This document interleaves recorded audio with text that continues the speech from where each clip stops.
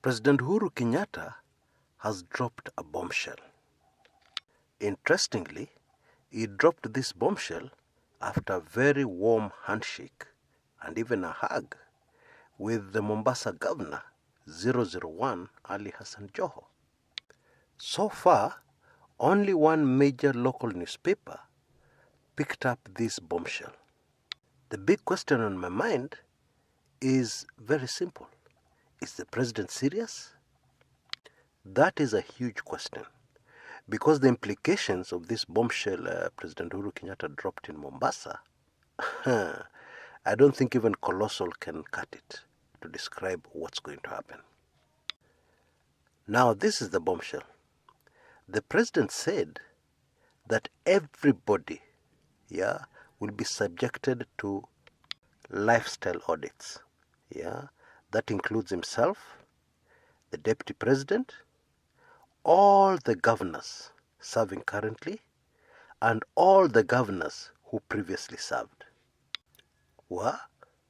Now, this raises a number of very nagging and pressing questions, okay?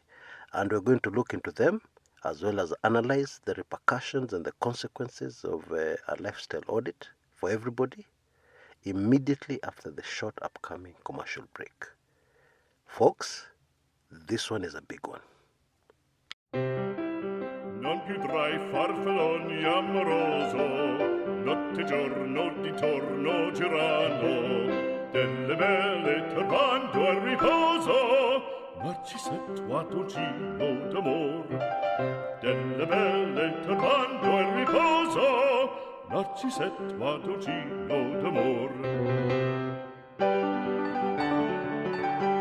Non più avrai questi bei panacchini, quel cappello leggero galante, quella chioma, quell'aria brillante, quel vermiglio d'onesco color, quel vermiglio d'onesco color. Non più avrai quei pennacchini, quel cappello, quella chioma, quell'aria brillante. Non più tra i farfalloni amoroso, notte e giorno di torno girando, delle belle turbando al riposo, Narcisetto a dolcino d'amor. Delle belle turbando al riposo, Narcisetto a dolcino d'amor. Fra guerrieri può far bacco, grande stacchi stretto sacco, schioppo in spalla, sciabla a fianco, collo dritto, muso franco, un gran casco, un gran turbante, molto onor, poco cantante, poco cantante, poco cantante, ed invece del fandango. Welcome back. Now, what is a lifestyle audit?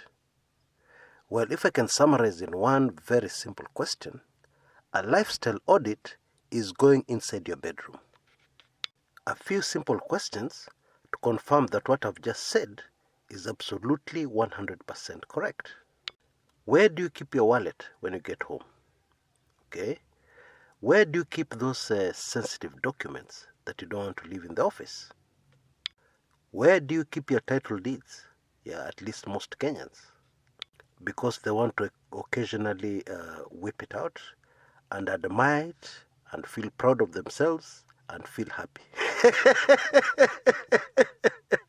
Yeah, I'm serious. Now, the answer to all those questions is your bedroom. What I'm trying to emphasize here is how invasive a lifestyle audit is. It looks deep inside your life. Sample this. There are very many Kenyans who would very willingly give you all their deep secrets. Mpango ya kando, what they did with so-and-so, what they did with the neighbor. They have no problem. If you really push them and they're under pressure, they can give you all that information. But information on their personal finances and how they made their money? most extremely wealthy ordinary Kenyans will not want to give you that kind of information. Nothing to do with their finances, nothing to do with the source of their money, yeah, or at least the initial source of their money. That information, hey, they will not want to give. Now, that is a Kenyan who does not hold a public office. So now you can begin to imagine what would happen when somebody who holds a public office is taken through something like that. Now, if this lifestyle audit was to be done properly, yeah, and fairly, yeah, not selectively, I can tell you something for free. Off the top of my head, I think only 3 or 4 current governors, yeah, would pass that lifestyle audit. 3 or 4, and I'm being generous. Now, Kenyans have a saying, yeah, or rather they're fond of a certain phrase. You'll hear Kenyans saying, hapa iko shida, hapa iko maneno. Loosely translated, it means here there are issues, here there are problems. Now, where all the shidas and all the manenos are is where the president said the lifestyle audit would include himself, yeah, and the deputy president. Now, just imagine this, yeah, the two are going through a lifestyle audit. So they're being asked questions like, okay, where did you get your money? We see that you're worth X number of Kenya shillings, yeah. Where did that money come from? This hotel you own, yeah, how did you purchase it? Where did you source your funds, yeah, to purchase this particular hotel? This particular property, how did you get it? Wow. I think you get my drift. Now, the president cannot fail a lifestyle audit. He's the president of Kenya. I don't see how. And the facts would be irrelevant in this case, okay? Although, to be very fair, the president, as far as I know, and I need to be corrected, has never ever been involved in a corruption scandal. Right from the days he entered politics, right from the day he served as a leader of opposition, he has never ever been named in any corruption scandal. Those are the facts, and that's the record, okay? The deputy president? Well, answer that question for yourself. I do not want to go there because there are a lot of DP Ruto supporters, yeah, who are regulars on this channel. And most of these people are telling me that I hate their man, that I have something against their man, that I'm attacking their man too much, that I'm making too many videos. Everything is just DP Ruto, everything is DP Ruto, yeah? And yet, according to them, I'm missing some big news of events and other issues which are happening in Kenya. What? So because of that, yeah, and because I always want to be seen as to be balanced, yes, what I want to tell you or what I want to advise you is that if you have no idea, yeah, about the DP William Ruto's record, yeah, just go to Google and type his name, yeah, and then add the word scandal or something, and then see what you come up with, yeah, so that the DP Ruto supporters on this channel can accuse Google, not me. So let's move on. Now, of course, there's a possibility that these lifestyle audits could turn out to be a joke. Yeah, they could be very superficial. Yeah, answers which do not make sense could be accepted. Yeah, and you could just hear fulani safi kama pamba. Yeah, so and so clean. Yeah, very clean. As clean and white as the cotton Kenya used to produce some years back. That is possible. Indeed, it's a high possibility. However, it will not fly. Yeah, it will not work. Why? Sample the following. Okay, I'm a small governor. Okay, because this lifestyle audit has to net somebody. Yeah, for the president to save face, somebody must be netted. yeah, in this lifestyle audit. Yeah, at least a person or a few people, yeah. That is assuming it's going to be very, very superficial, very shallow. So I am a former governor, yeah.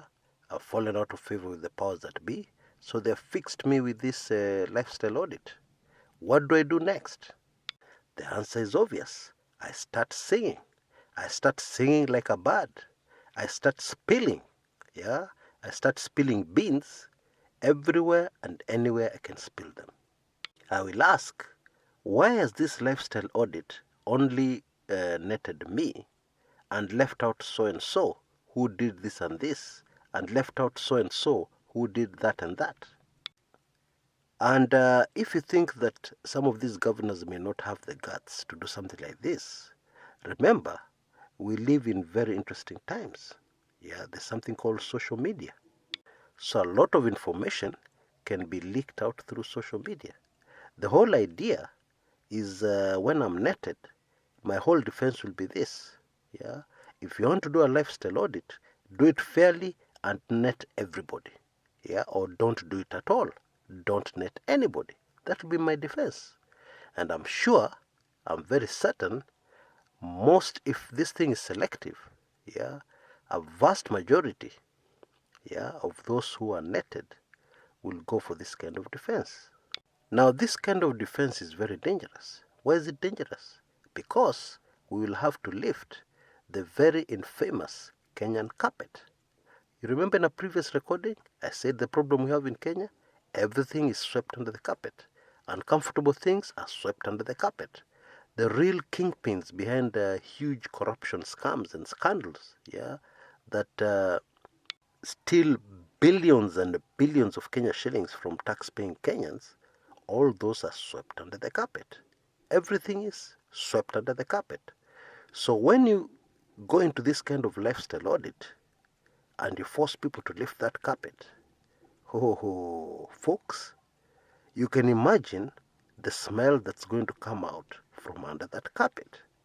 You see, we've been sweeping things in there for very many years, for decades and decades. And they reached a time when the carpet was too small, yeah, to hold everything we have swept under it. So guess what? Somebody went out and bought a new carpet, yeah, and the things fitted, and we continued sweeping them under the carpet, okay? And guess what? Again, they became too many, too bulky. So we went and bought a very huge carpet, yeah, very thick fur, yeah, so that when you step on it, you'll not realize that there's a lot of trash, a lot of very smelly things under that carpet. So you can imagine what would happen after all these decades if somebody attempts to lift that carpet. The smell that will come from under that carpet will kill very many Kenyans. And I mean that literally also. And so the statement the president made in Mombasa after hugging Joe and shaking his hand is very, very explosive. My verdict, simply put, is that this thing is extremely complicated. Very, very complicated. Lifestyle audit right across the board? How? How will that be done?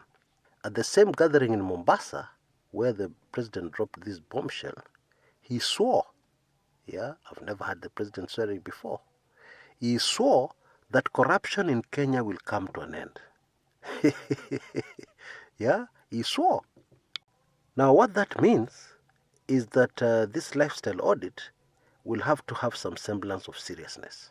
Yeah, it must have. Because nobody likes making a fool of themselves. Least of all, the President of the Republic of Kenya. Lete mahindi tutengeneze popcorn. Until next time, this is Chris Kumekucha.